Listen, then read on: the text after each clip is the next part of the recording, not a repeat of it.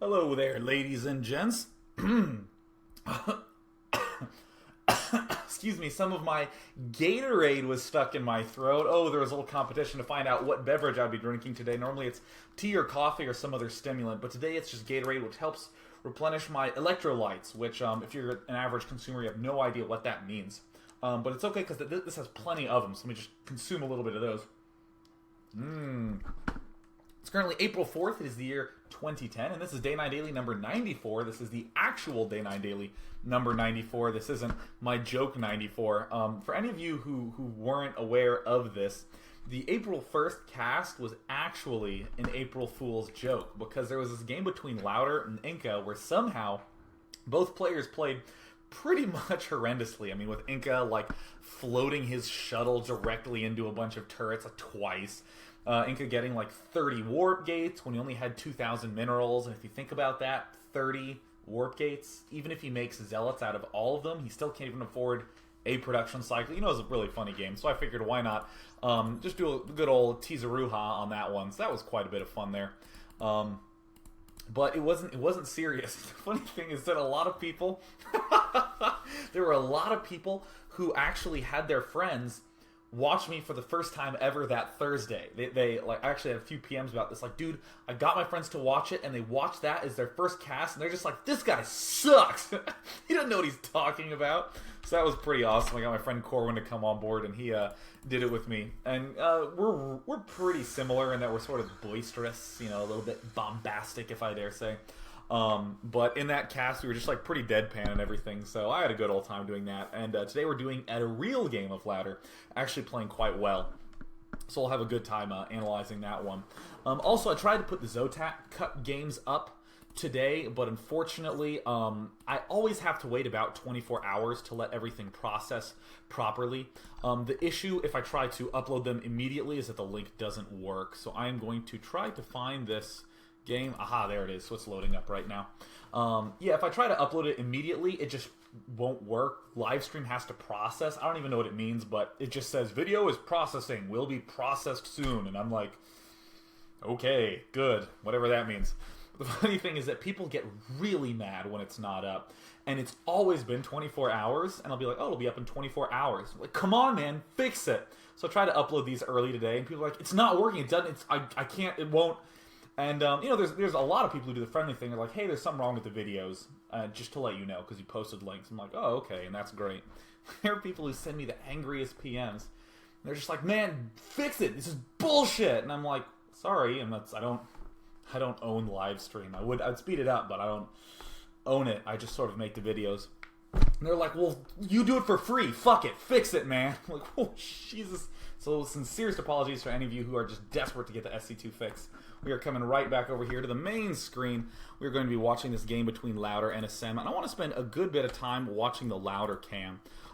This is Louder spawning up here as a Terran Pieces. I'm going to move my microphone a little bit closer to myself. Ah, yes, there we go. Very good. Oh, look, we even get to hear when his units finish and all that good jazz. I've upped the resolution output just a little bit, so you should have a slightly easier time seeing things. And if you don't, send me a PM. And if you make it angry, at the very least, make it funny. But anyways, so we're going to see in this game that Louder opens up Thor. Occasionally, I'm going to stop and go to the everyone cam. Actually, instead of hitting the hotkeys, I'm going to try to be good about using the mouse. That way people see what it is that I'm doing. But for the most part, let's just come back here. I'm going to note that Assem is the orange Zerg down here at the bottom, but we have Louder up here. We're going to just make him on the Louder cam, so that way we can see everything that he's doing. I do want to briefly note that Assem is one of the most famous American Terran players. He performed very well in a lot of the early WCGs, and actually I met him at WCG 2003 US Finals, because, you know, I've been around that long. And he ended up getting second there, went to Korea, and joined the Pirates of Space Pro Team, which, as you note, has the acronym POS. And they recently renamed to NBC Hero, which, you know, they're much more well-known as. But yeah, Assem was on NBC Game for a very long time. So that's really good. And, oh, whoops, looks like... Okay, I don't know how many of you do this. I do this all the time. Let's actually rewind it. Sending all your SCVs to one spot. That's actually so funny. Okay, let's do it in fast motion. I should have noticed that the first time. Here we go. Oh, wait a minute. Oh, whoops. Oh, whoop. Oh, whoop. Inappropriate words. Oh, whoop. Oh, looks like they're saying things that I probably don't have on the stream. And people are going to send me an angry PM and be like, fix it, man. You do it for free. God. All right, let's go back here and let's pause this, and we're going to slow it down. And we're just going to take a peek at everything that Louder is doing up to this point. So what we're seeing Louder do is he's going for a very standard build. He's making a supply depot at 10, barracks 12, getting his refinery at 13, getting the orbital command at 15 right when that barracks finishes. And he is, in fact, getting some Marines right off the bat. So we know our end goal is Thor. This is pretty much the opening that you're going to do if you open Thor in any regard. But let's talk about a handful of the different ways to get to the Thor. Because the Thor is a strong unit. It does about 100 damage a shot. It actually does do 100 damage a shot if you upgrade it. To ground, it also is very effective against air. You can hold off Mutalisks very, very easily with it. They can also be repaired from all sides. So Thors are good. We like Thors. The only thing that really crushes Thors are Roaches, which is going to be pretty significant because we'll probably have to think of some way to at least get a few Marauders at some point. I actually don't recall if Louder does it in this game, but we'll come back to that. Right now, there's a few ways to go about getting the Thors. The first and most basic way is to use the standard opening in Terran vs. Zerg, which is to get this barracks down, then to get a factory when you can afford it, and then to get the reactor at your barracks, and then trade the factory with the barracks so you can begin producing Hellions immediately. Then with the barracks, you generally get an add-on, and right before you land your factory, you can also afford a command center, so you get an expansion relatively quickly. Why do we like this opening? Well, for one, it puts pressure on our opponent early on, cool, but more significantly, for the Thor, it already lets us have the factory up and running. Although we, are using it for Hellions, we can always lift it up and steal the tech lab away from the barracks. And later on down the road, assuming we're going for a big factory composition, we can always make use of that reactor at some point down the road. It might be for our starport, it might be for another factory with Hellions or that sort of thing. So that is probably the most typical way to get to the Thor. Another sort of skewed in the other direction is to open up with a Reaper Harass. Oh, actually, I need to back up just a little bit. One thing we really like about those Hellions is that they help us deal with Zerglings early on. That's why it's so popular as an opening, is because it pretty much shuts down everything except for Roaches and, of course, Spine Crawlers. So getting those double Hellions out, very, very, very strong. Alternatively, we can open up with a fast Reaper Harass and just continue to harass the Zerg and then throw down a factory and get the Thor immediately. Similar to the Hellion build, we end up doing some harassment, but we don't have the factory already built, so the Thor... it's a little bit out of the way. It's slightly inconvenient, and that's not to say that it's bad. It just means that whatever you're doing before that has to do enough damage. The Reaper Harass has to do enough damage to justify the transition.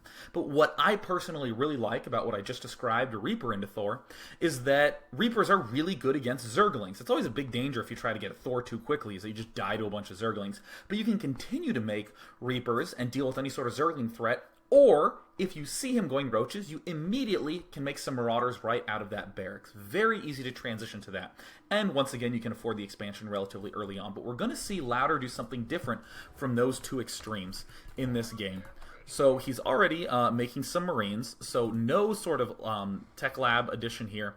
He's scouting out his opponent. Notice that he's not scouting too early. He's actually only just ended up sending it out. And he's actually only up at 18 food right now.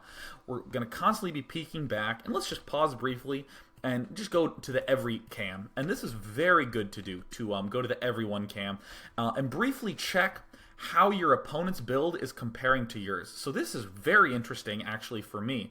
If my opponent goes for some sort of hatch first followed by pool build, he'll finish right about the time I'm at 19 food. Seems like a very useful timing to note. So probably a little bit better of a way to say it is probably about now-ish. My opponent's hatchery has just finished if he early expanded. So let's talk about the sort of information we're going to glean from this play we see Louder do. And oh, look, I see this.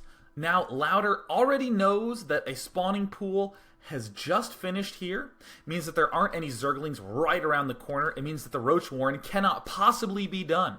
All this information is gleaned just by virtue of seeing this little friendly orange hatchery just finished. It's at about the right time. 3 Marines out. I think we could have snuck away with 0 or 1. Excuse me, more like 1. Can't really sneak away with 0 too often, but, you know, sneaking away with 1 seems fine.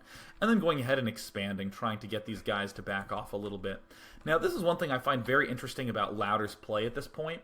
It's pretty much, I'm going to expand and then just straight up get a Thor. This is the fastest expansion when compared to the other 2 Thor openings I just discussed.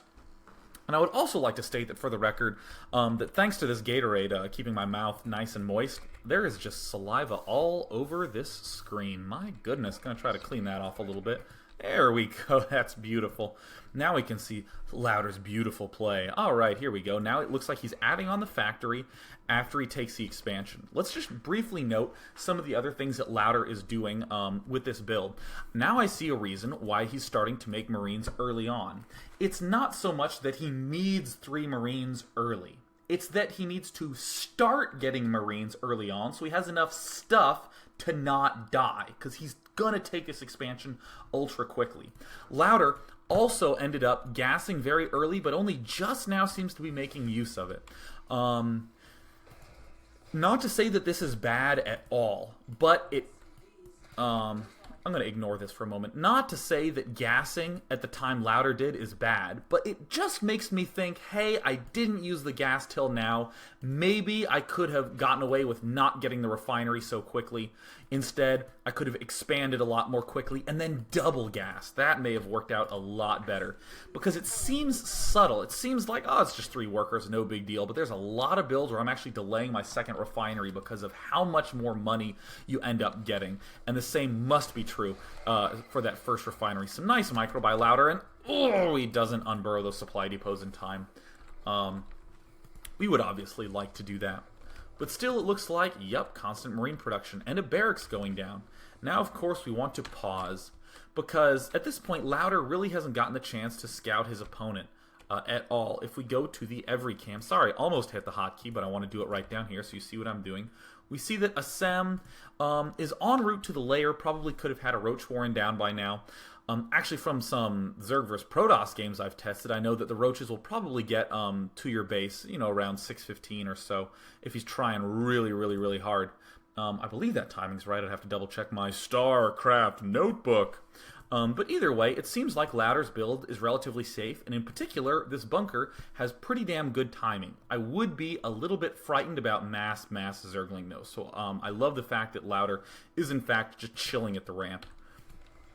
Expo's almost done, factory just now finished, and there's an armory going down. Armory before Tech Lab, significant to note. Marines yelling at me to pay attention to them, but of course I am but a weak commentator, so I'm going to go ahead and just blow them off.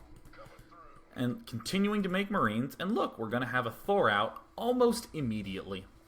Now, one thing to note, I did speak with Louder over AIM about this particular opening, and he said that one of his goals is to try to take this gold mineral patch, to try to take this out very quickly, and to just turtle as he's taking all those. So we're just going to keep that in mind right now.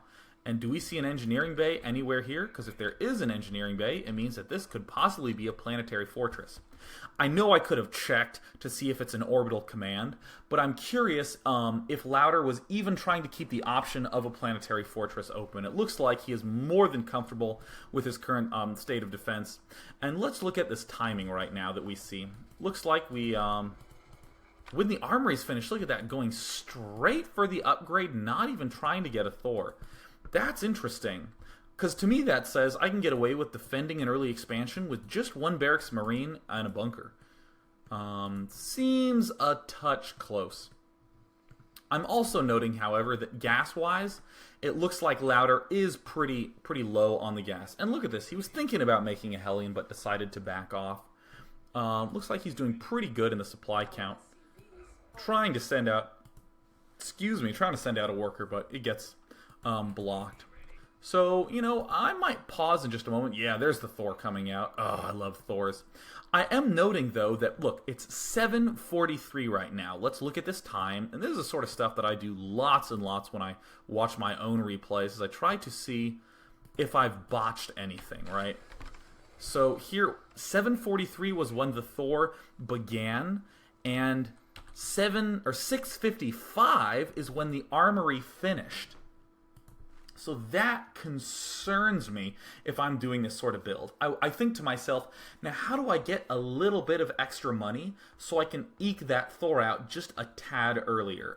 So I'm going to try to get real creative here and think of a way that I possibly could have gotten that Thor out a little earlier. I couldn't avoid that bunker. That bunker seems pretty important. Probably gonna avoid that orbital command. That would have allowed me to get that Thor. I might say to myself, when I expand, make the Thor and then make the orbital command. That's only if I'm really trying to get this Thor out very early.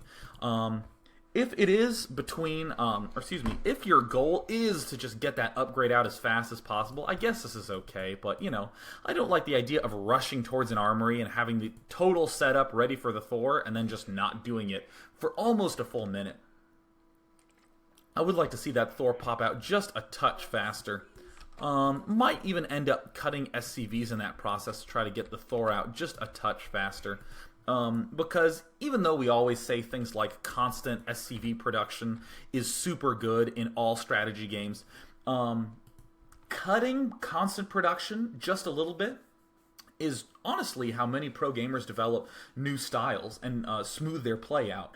They'll have constant production, except right when they hit like 38 food or some arbitrary amount, they'll stop for just 20 seconds, get some key building out, and then go right back to making everything as planned. That really truly is a tool that you should just be aware of. And in this game, I'm seeing right now that tool could have been made of use. We could have been getting that Thor out a little bit faster. And the second factory is now going down, and everything seems pretty normal. We love +1 upgrade. We love this +1 upgrade, because once again, it lets us kill off Hydralisks in one shot with the Thor. Hydralisks do not stand a chance against mech play. I'm just poking around here, feeling a little concerned about how roaches are going to measure up to this. We're not actually going to see that in this game, but I'm just going to mention it and then have a little discussion of that at the end.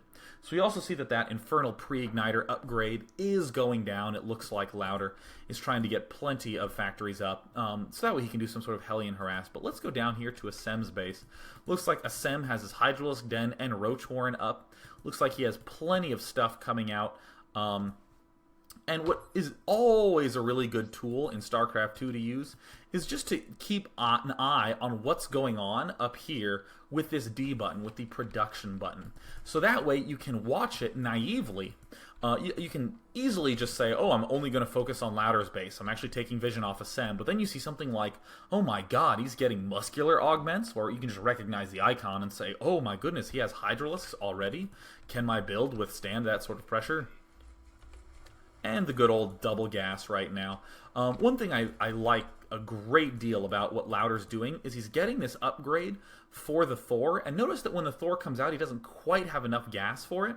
What's always a good technique when you're trying to set up yourself to make a lot of gas units and get a lot of gas upgrades is at the expansion, you mine a ton of money and then make a whole bunch of money-focused units. In other words, make a bunch of Hellions, and in the meantime, you get these refineries up.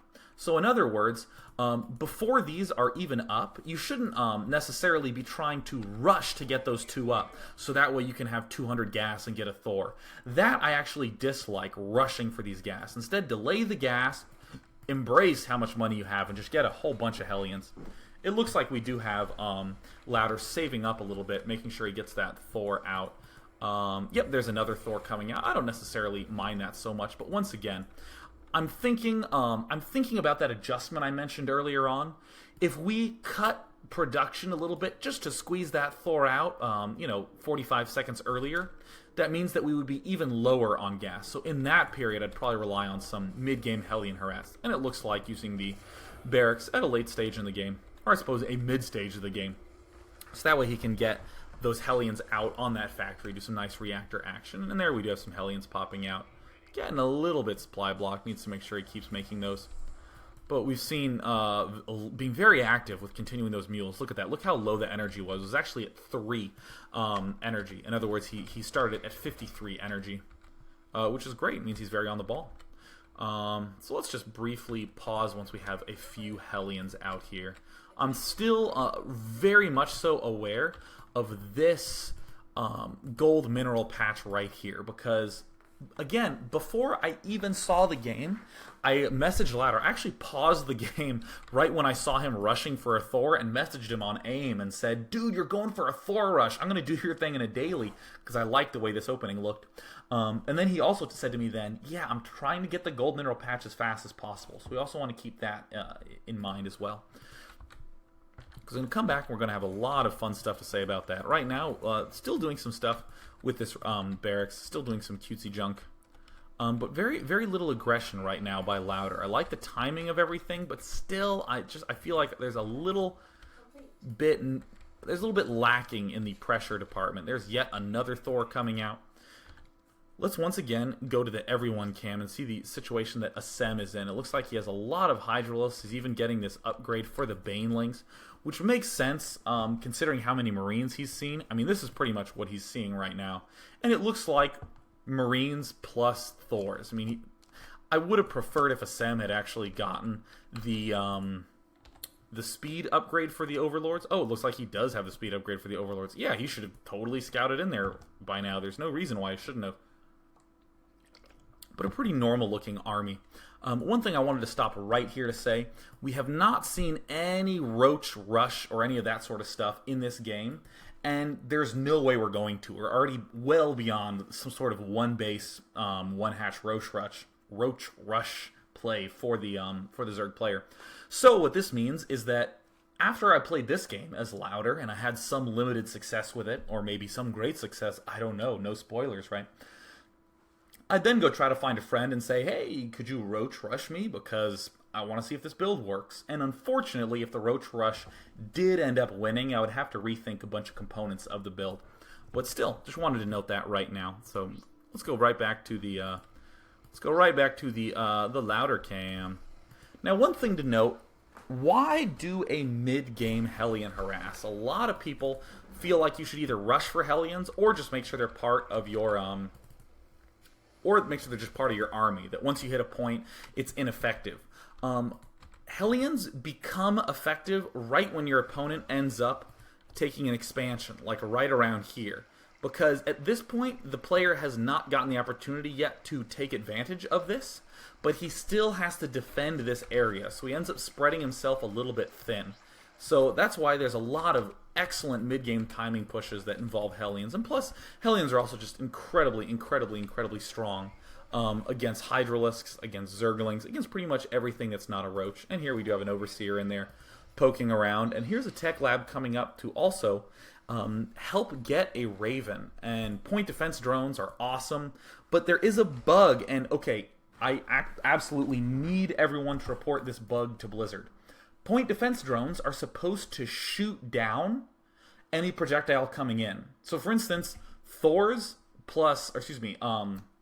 Ravens with point defense drone against Marauders, the Marauder shots just all get evaporated by the point defense drone. It shoots down the Marauder missile. The point defense drone is not supposed to work against Roaches.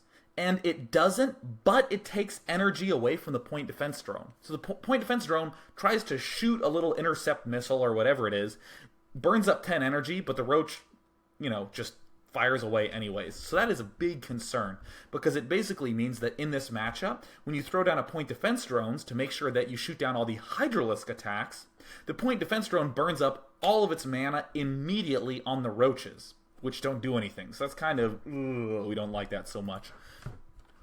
But anyways, Ravens, can't possibly be bad, so Louder is in fact getting them, and he's shooting down this Overseer, so that's great.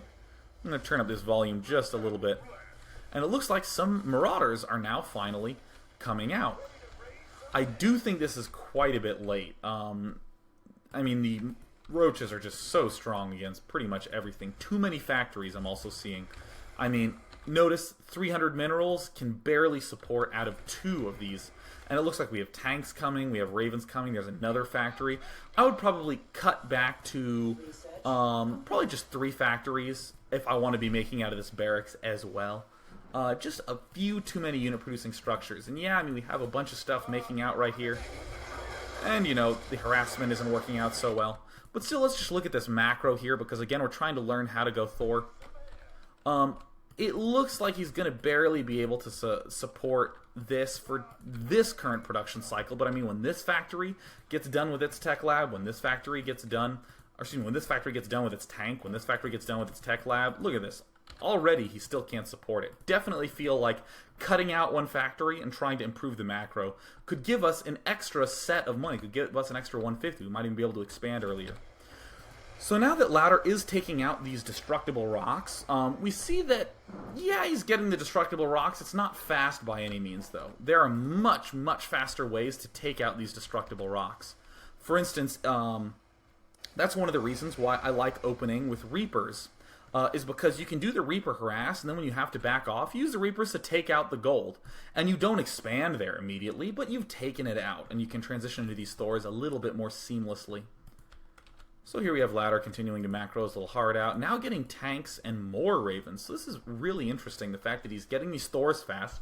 Makes sense, he wants to be able to deal with Mutalisks and any sort of weird Hydra action. But then, now that he's seeing more roaches, he's getting more tanks. Doesn't really have that many marauders. Looks like he has 2 right now. Trying to get a few more, but doing the smart thing, going over to this Xel'Naga watchtower. Notice how passive he's been, and whenever Louder wants to be aggressive, he's just going to take just 4 of these Hellions and go harass, or just 6 to go check up on stuff. I would like an SCV just checking up on stuff over here, because it is so easy. Right now there's been pretty much no spotting on anything, and if we just go to everyone, it looks like miraculously Assem is expanding in the exact way that Louder has expected. Assem's taking this expo here and the gold, and pretty much is just sticking to his natural and his main, doing the usual sort of double evolution chamber that we're seeing more commonly here. Just clicked on the button for my camera. I have no reason why. Let's go back to the main screen. And we're coming on right back. So yeah, look, rallying to the watchtower. Incredibly smart, especially with these siege tanks. But I don't see any reason not to get a dropship. Unless Louder has experienced something that I have not, where he's just, you know, was like, oh man, if I don't rush to get this Raven out, I'm gonna lose immediately.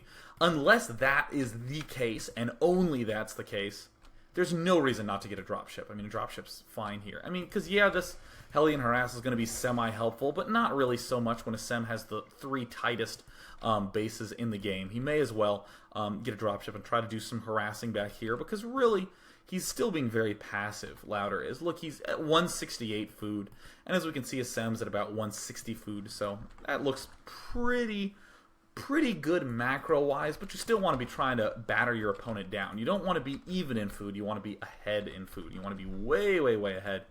And we're seeing Louder being very responsible about those upgrades. Going back right here to the Louder cam. Continuing to be very responsible about these upgrades.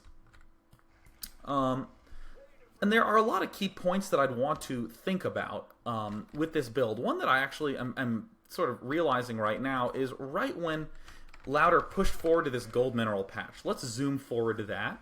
I mean, anytime your units are doing something that isn't just waiting around, you know, if your units are killing off this gold rock, you need to stop and say, is there any chance he could attack me right now?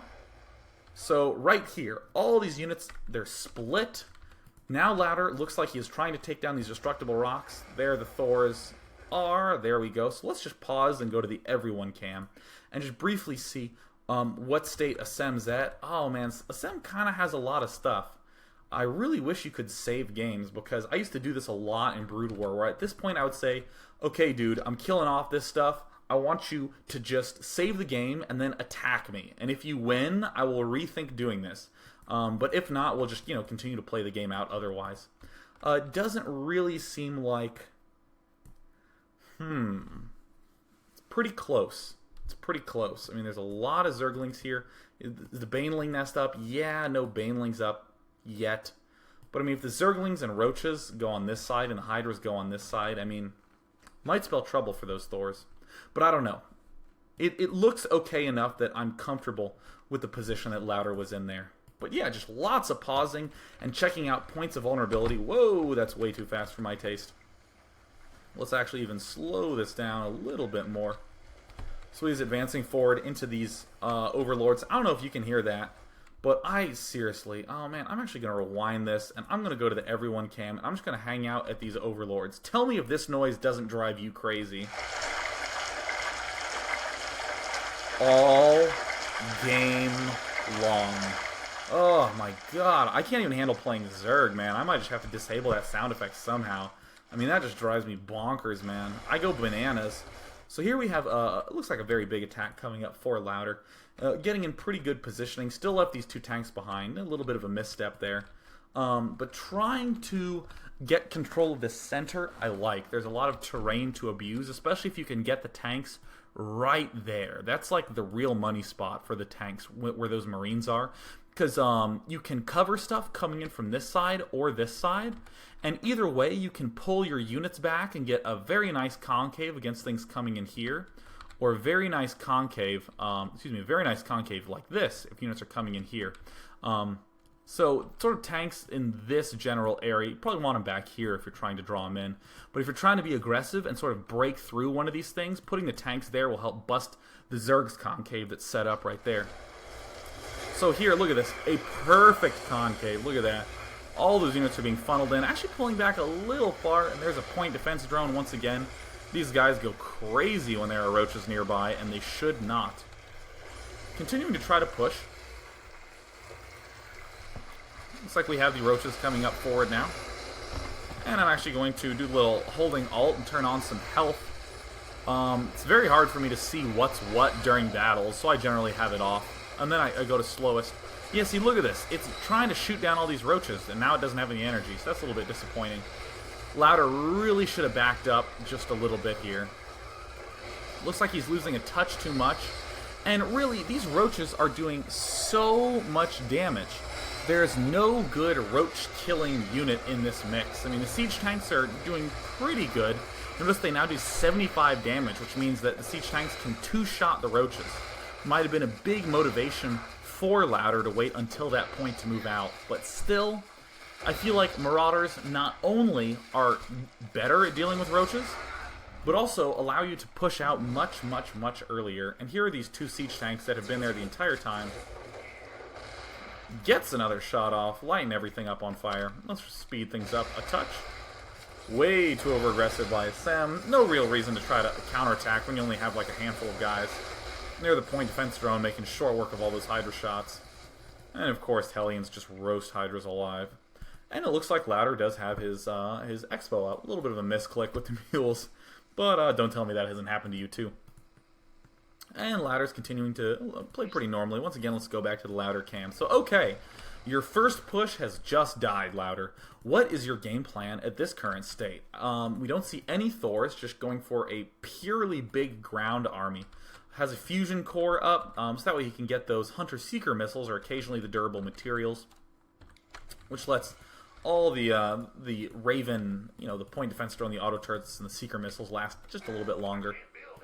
Looks like he's getting more barracks, but still only one barracks. This is very interesting to me. And although he's pulling back into this passive role, we do see that he is still continuing to go for a bunch of Hellions. To do the very sort of ordinary harass. He's going to be checking around here. Still really feel like an SCV should be patrolling down here. I'm not that concerned about this island, but, it's something that you should at least be aware of. And it looks like Louder's really trying to take out these Hydralisks. Oh, that's a big mistake. Why take out the Hydralisks when you haven't even checked up here, where there is, in fact, an expo building? I mean, even though you wouldn't be able to do damage to the hatch, you can at least know that it's there and plan to deal with it accordingly. So we're seeing mass command center. This generally happens when you start getting pretty well caught up on all your buildings. You don't have to make anything that costs gas, with the exception of units. So you end up just sort of inadvertently stockpiling stuff really high. So now we start seeing mass command center. This is a very turtle-oriented play, but I feel like this would be particularly weak against literally pure roach. I think it is a mistake to be trying to get all these banelings and all these hydralisks, and look how smart this is by Assem, excuse me. He's moving all these overlords in, so that way they can spew creep right in front of the battle. Really cool micro trick. I actually didn't notice that the first time I was watching this game. I mean, although the hydralisks do damage, or excuse me, do more damage than a roach, roaches cost 1 food. So this means that you can get way more roaches, and it ends up being quite strong against this sort of mech composition. So the Thors are going to come out, and these Thors are going to do short work on these Hydras. I'm actually really excited to see some of these Thors one-shot stuff, just so you guys can, you know, believe it, because you've seen it yourself. And oh, look at this, we have an auto turret down, helping out in the fight. One-shotted, yes indeed. More Zerglings coming up. Oh no, this is bad news. Need to have those Hellions out. That'd be hilarious if we morphed 2 planetary fortresses right there. Sort of an emergency backup plan. But fortunately, Louder has a ton of factories. And now, earlier in the game, I was saying, ooh, Louder, you kind of have too many factories. At this stage in the game, you know, having this many factories, especially when you're close to max and you're getting that many minerals, is a great idea. I mean, when you lose a big army, you don't have to build so many supply depots. And I mean, I'm actually really delighted that Louder built all of them so close, because then you actually get to see, Jesus, that's a lot of money. I mean, boxing this, like, this is about like 2,500 minerals. I mean, this is a lot of supply. Well, maybe not quite that, maybe just like 2,000, but still a lot of money. And suddenly you don't have to spend that money, so make sure you are adding on an extra factory if you're being very aggressive and losing a lot of units, or just an extra unit producing structure if that's the case. So these Hellions just demolish Hydralisks. And look, that one tank shot just eliminating those Hydralisks almost immediately. Hydra trying to retreat? I do not think so. And it looks like Louder's going to be able to easily defend. Still only 1 barracks. Would like to see more. I feel like if Assem at any point starts getting a lot of roaches, it's going to be a lot of trouble for Louder. And at this stage in the game, you know, we're doing more expanding. And these command centers are what I like to use as the measuring stick at this point in the game. You could say, you know, after I lose my huge army, but, you know, a lot of times that won't happen in your game. But, you know, if Louder is consistent with his play, he will be building these 2 command centers at about the same time. So again, once he's building these 2 command centers, what is the state that his opponent seems to be at? Is there a hive up? Yeah, it does seem like there's hive. Doesn't look like the hive's been up very long. There's no organic carapace upgrade. 3-3 hasn't been started yet. Looking around, this expo's only just recently finished. There's a queen popping out there, and Assem's getting pretty damn close to mined out. So I'm actually feeling pretty comfortable if I'm in Louder's shoes. If I can get to the point where I am expanding beyond my gold, and my Zerg opponent has not yet really taken a 4th and established it strongly, I'm pretty much ahead. So isn't that reassuring? Isn't that amazing that you can just say, hey, I am able to expand? That must mean that there's something going wrong on the Zerg's front. If you can make that sort of assumption and be right, that's great. And look, more roaches coming up, but again, these tanks with these upgrades can help to 2-shot these roaches. I mean, the roaches do have 4 life, so actually maybe not, but oh, a whole bunch of banelings coming in. They managed to get roasted by 1 tank shot. That's pretty sweet. So some more big shots going on. And, you know, I just said something that didn't even quite register until just a moment ago. He one-shotted a big pack of banelings with a tank. Let's actually see that one more time. Alright, so here are the tanks getting ready to siege up. So here is the units moving forward. Now, I do want to briefly pause, because this is generally the peak number of viewers I get, is when I'm about 30, 40 minutes in. For any of you who just tuned in, we're checking out Louder's Thor opening, and then his transition into mech play, and just sort of thinking about that, and looking at everything from Louder's point of view, to try to see if there's any yardsticks that we can apply to a mech kind of game on a regular basis. And we're starting to get some nice you know, realizations of, oh, maybe probably want to have some more Marauders. Oh, hey, if I'm able to expand like this, then I should be ahead. But a lot of times you can get some pretty significant little nuggets if you're slowing down enough, if you're not watching this at ×8. So for instance, the aggressive Overlord creeping that the Zerg did. Wow, that really helps with all these banelings to move forward very, very aggressively. So now I learned a technique with Zerg when I was looking at Louder's play. That's kind of cool. I mean, looking at Louder's play from Louder's vision, that's pretty incredible, right? But this is the thing that I just, look, he's going to one-shot these Banelings.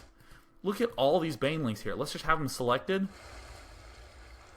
Bam! You see that one shot went off, killed a whole bunch. Look, there's the empty 4. And then another tank shot goes off. Look at that! Just by having 2 tank shots, just decimated this Baneling army. You know what this makes me think? If I want to go Marine Marauder, I probably might want to start incorporating more tanks into my play. And that way, I have these tanks, I siege them up in the back, I move forward aggressively with this Marine Marauder mix, I see the Banelings coming, I back up, select my tanks, target fire those Baneling clusters, bam, Banelings instantly gone, and my Marine Marauder army is a lot stronger. The main reason I was actually going mech for a long time, and specifically why I chose this Thor opening, is that I was just like, man, Banelings just kill my Marines way easily. How do I figure out how to stop that? And it looks like, by watching this game, I now have a few ideas. Might want to just try to get a factory in my Marine Marauder mixes. Seems strong. Yeah, look at that. Not a single Baneling connected there. That's a lot of money. That was what, like 16 Banelings? At 75-25 each? That's... wow, that's almost too much math for me to want to do as a math major. I mean, that's plenty of money. So just speeding things up. Louder is holding down, just like George Washington.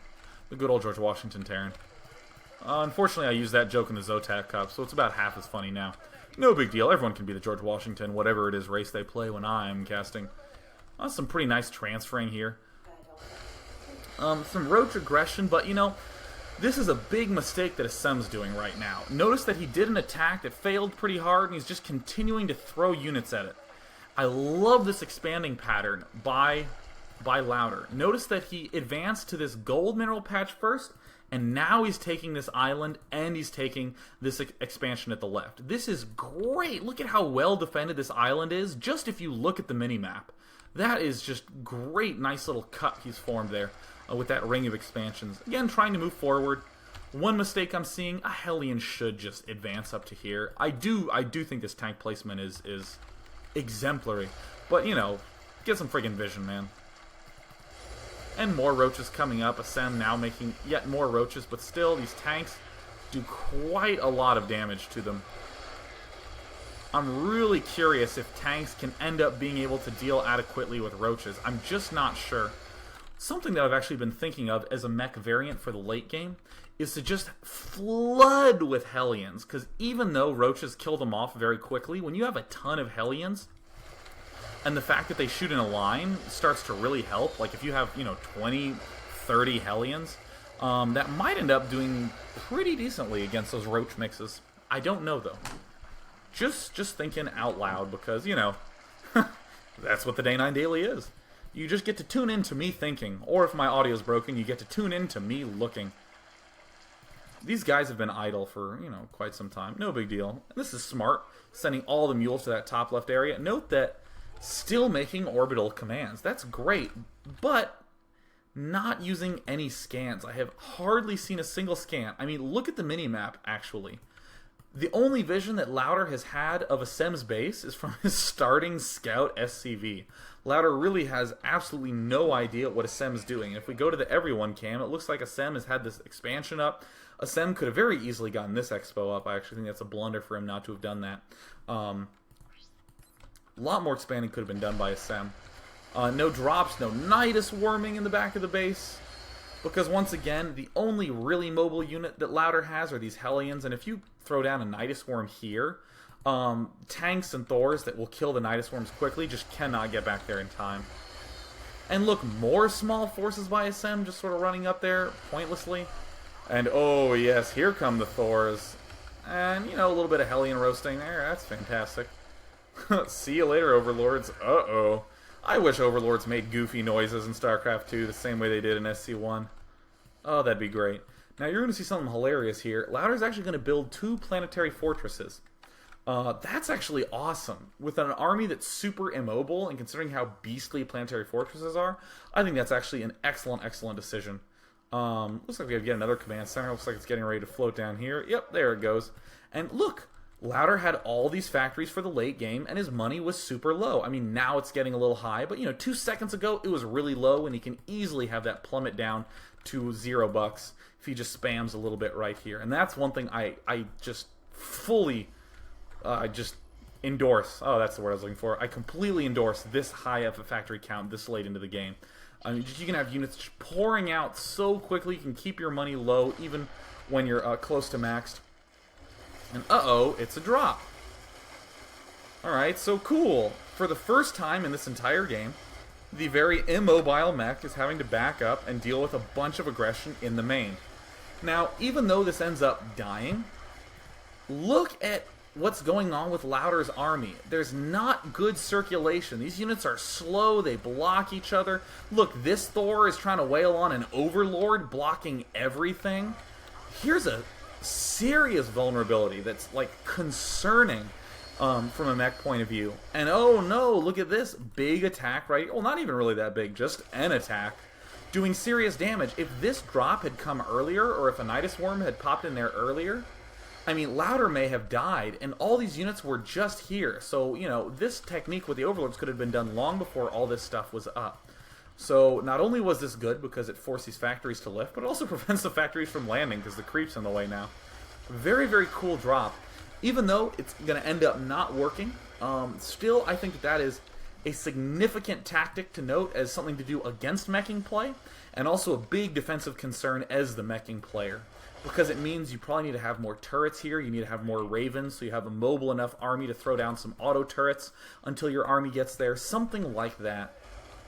But as we can see, just going to the everyone cam, we have Louder is at 150, and we have Assem at 125, so quite a lead, and we have all the Thors marching in there. God, Thors are so cool. Destroying all the Overlords from long range. More Hellions coming in. Yeah, there's Roaches, but you know what? Everything's just doing way too much damage right now. And it is see you later, Assem. And as we can see, there's really not that much that Assem can be doing at this point in the game. So I think this is a very cool illustration of how to incorporate some Thors in your play and transition into mech without anything weird or funky or technical, just expanding straight up standardly early on. We see a bunch of barracks going down. No real reason to glean too much from that. I mean, just having a bunch of Thors marching around at the end of the game is good enough for me. But it's just a great illustration of how to open Thors. You're able to deal with Mutalisks. Nothing tricky going on. You start doing Hellion harassing, and then you basically just upgrade and pretty much play passively. And it was very difficult for Assem to deal with. Now, from a Zerg's point of view, I think that the key way that Assem could have dealt with that... Oh, by the way, before I say anything else, I just want to say follow me on Twitter. My Twitter is twitter.com/day9tv. So, definitely check that out. So, from a Zerg point of view, I definitely feel like Assem could have easily expanded around a bunch, could have been doing more drop, and just abusing the general immobility of the mech play. I mean, it's almost the exact same thing as in StarCraft 1, where, you can just expo a bunch, you make a whole bunch of mineral-oriented units. And there's one more thing that I wanted to note back here. Let's actually just go over to the main stream and just check this thing out real fast. There was this point in the game, I'm actually going to speed this up significantly, and I'm actually going to pause and mute the chat because I have plenty of questions that I can take. There was a point right after this big push died. Yeah, see, here's the big push that's going to go down, and Louder's going to, end up losing this. Here comes in the big force, so Sem has to back out. I actually think it was a little bit farther forward in this game, maybe around here. Yeah, I mean, it's at this part where Assem nearly breaks in. Assem's at 120 food. Yeah, look at this. 120 food versus 110 food, okay? Notice that differential. And then, for some reason, I'm actually just going to keep my mini-map right here. Look, these forces running up, and just constant attacks. Just go, attack, attack, attack. Getting some more units. Attack, attack, attack, attack, attack. Oh no, it didn't work. And then Assem's still going in there, loses everything, doesn't back out at all. Still rally. Attack, attack, attack, attack. Still sending in more units. What? There's no organization. He's just sending in units. Hey, look, cool. Here's another set of guys continuing to rally. Is he going to attack soon? Yeah, he's going to try. Why? Yeah, look. Attacking, attacking, attacking. Oh, look, even more. Look at this nonstop, relentless, just trying to bust in there. That's free. And now look, at the start of all these shenanigans, Louder was at 100, and Assem was at 120. Actually, closer to 127, I believe. And then now, we have Louder at 150 and Assem at under 100. That is why you don't just rally units and just like micro yourselves, guys, because it's just not going to work out so well, especially not against tanks that really do well in those small numbers where things are sort of clustered. So let's see here. People asking a bunch of seemingly random questions. Ha says, hey Day9, seeing these funky Terran builds, I just started wondering about any builds with infestors implemented as a key unit. Have you heard of any? What I actually feel like players are undervaluing infestors a little bit. Infestors, I think, are pretty much essential against any Marine Marauder Medevac combination, because it allows you to just lock up a bunch of the Marines. They can't micro properly, and your Banelings can just march right in there. Pretty much like Roach, Baneling, and Fester. Or even skewing towards a lot of Zerglings in there as well. Because I'm trying to think of a way to not have an entirely gas army. But I did see the little one going just mass Zergling, mass Infestor. Getting a ton of Infestors. Using the fungal growth is the main thing I was thinking of, but also using the infested Terrans, also using that fungal parasite. So it's really cool, that sort of mix in there. In this particular game, I don't really think that going for that many infestors against mech is particularly good. You theoretically could fungal growth some of the Hellions, but I mean,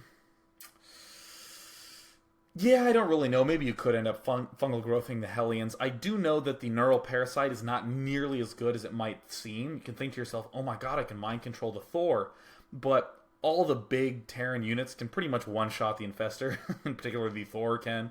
So he just ends up shooting the Infestor and you're out of Thor. So I prefer to just have some more units in that mix.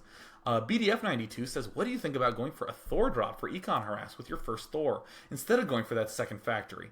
I love doing that. I love Thor drops. You probably heard me blab on about that. I mean, I just did the Team Liquid StarCraft 2 beta podcast with Jinro, who, again, I think pioneered the use of strong Thor play, and he just loves Thor drops, and he's done them to me, and they're awful. They feel horrible, because the Thors have such long range, they shoot down all the Overlords, and that's fantastic. And then you can't see up, and your Overlord or your Thor can just march over, and he can even shoot the hatch from a lot of the high ground locations. So that's fantastic. I especially like it on this map, because Louder wasn't really doing anything aggressive. That's the big thing. That's my beef with Louder's play, is that he was so passive in those early stages. This is part of the reason, again, why I like getting Marauders a little bit earlier on, because the Marauders can join you with your Thor to kill off those destructible rocks very, very early on. Then you can even afford to get it a lot earlier. So I definitely think that the Thor drop is a possibility. Again, I'm just mildly concerned about all the counterattack stuff.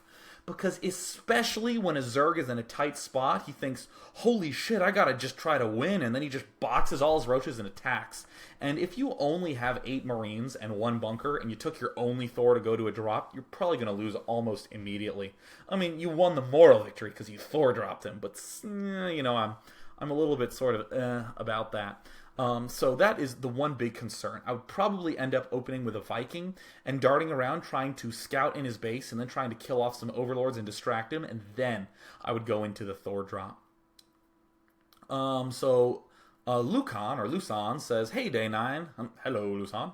Louder decided to go for 4 factories and Hellions to support his Thor army. Do you think it would have been a good idea instead to use 2 factories and 2 starports? He could use the resources he spent on Hellions to get Banshees instead. They're very versatile and mobile, and they would have had a lot more use at that stage. So,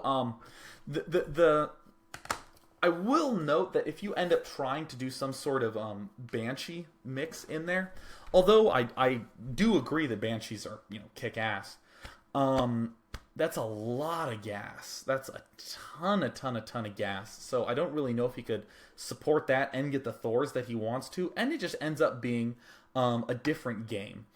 With most of the Thor openings, you do suffer from the same general trends, a little bit of immobility with the Thors, a little bit of an issue with the Roaches and how you go about dealing with that. So that's why I'm talking about adding in more Marauders to give you a little bit more mobility. Banshees, I would say, sidesteps the whole issue of mobility and instead just says, well, my Thors aren't going to be part of this army. I'm going to be harassing them. And then my Thors are pretty much a defensive unit in that circumstance. And that is all I have to say about that. So, Genexus says, how would you adapt this strategy to a Muta Baneling strategy in the early game? What about something like Muta Baneling? So, what do I think will happen about Muta Baneling strategies in the early game? For any of you who don't know what Genexus is talking about, there's a lot of players, especially after Dimaga's very impressive just Baneling busts against Terran, where he pretty much rushed for Banelings, busted the Terran's ramp, and won. A lot of players have been experimenting around slightly delayed Baneling busts and that sort of thing. I do think that some kind of aggression, or at the very least spotting, by Louder would help that out a touch. Perhaps just getting one Hellion out and trying to poke around and just keep an eye on the opponent, but that does delay the Thor a little bit. I'm not quite sure what I think about that yet. What I would say is that is probably one of those things that you want to test about. The Mutalisks I'm not really that worried about, because when the Thor pops out, it's just going to do serious damage to the Mutas and pretty much repel it, no problem. It's those Banelings busting in the front with a bunch of Speed Zerglings that make me kind of go, ugh, or something like that. So probably just trying to do some sort of early harassment. I don't know. I mean, it's hard to say because in this particular game, Louder may have been going on some other knowledge. Louder may have said, oh yeah, if I see blank, if I see speed upgrade for the Zerglings, I definitely always get Hellions. I actually make a reactor at the barracks so I can get the Hellions out, double time, really fast, all that sort of thing. Something to think about with those Banelings. It feels like it might be a little bit of an issue, but yeah, I mean, once the Terran gets a bunch of Hellions up, it's just lights out for that. So let's just take one more question. So Wallamore says, Day 9, what is your opinion on using depots at the choke and then Marauder block-offs as a type SimCity build to counter potential Baneling bust-ins, instead of using Rax factory block-offs like we saw in that Zotac Cup? I think the reason that players actually were going for Rax factory block-offs is that the depot block-offs seem like a little bit of an issue. Actually, what Wallamore just said makes me think that to deal with Banelings, what you'd probably end up doing is just building a whole bunch of depots at the front of your base anyways, accepting that, they will probably lose to Banelings, they will probably fall to Banelings, but you won't lose the game. You'll just be put into red food so you can stay alive. So sorry, coming back here. It seems like the Rax factory block could hamper mobility and makes it harder to make good use of building add-ons. Yeah, I mean, that's just one of those hits you have to take. But, I think what Wallamore is saying is great for once you get the expansions up. Yeah, that actually seems like probably the ideal way to deal with any sort of Baneling stuff. Because actually, if we go back to the start of the game and just return over to the main screen over here, right at these early stages of the game, actually, let's just zoom forward a little bit more. Yeah, even more. Yeah, we see that a bunch of depots are getting built up here. I mean, if there were depots that started to just ring like this, there's no reason really not to do that when you're in Louder's position. I mean, you can outrange the Roaches. Remember, these bunkers have a range 6 with the Marines in them, and these supply depots have a size of 2, and Roaches have a range of 3, so there's no threat of having them sniped away like that. Yeah, there you go. There's your solution to dealing with Banelings early on. And of course, once again, Thors are complete badasses against them. This layer did just finish, and it doesn't look like there's any way that the Mutalisks are going to be able to beat this Thor, unless he goes for some sort of one-hatch antics. But I'm sure that as the Terran player, you will be aware of that stuff. So we've been going for 1 hour now. I'm going to go ahead and clear the chat, unmute the moderator-only stuff, and just say thanks so much for tuning in.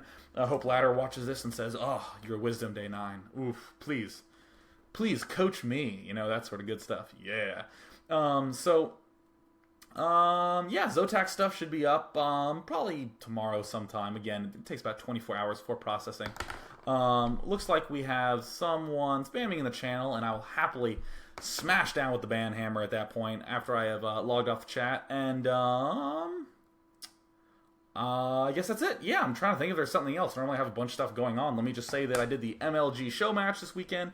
I also recently did a podcast with the MLG host JP, Louder, and Artosis and myself. I did the TeamLiquid.net podcast that you can go check out on TeamLiquid.net. Did the Zotac Cup today. Did the Smuff Tourney Battle on Saturday. And all that, once again, is happening next weekend. And all the Day 9 Daily is happening this week. So please tune in. So hey, take it easy, everyone, and cheers.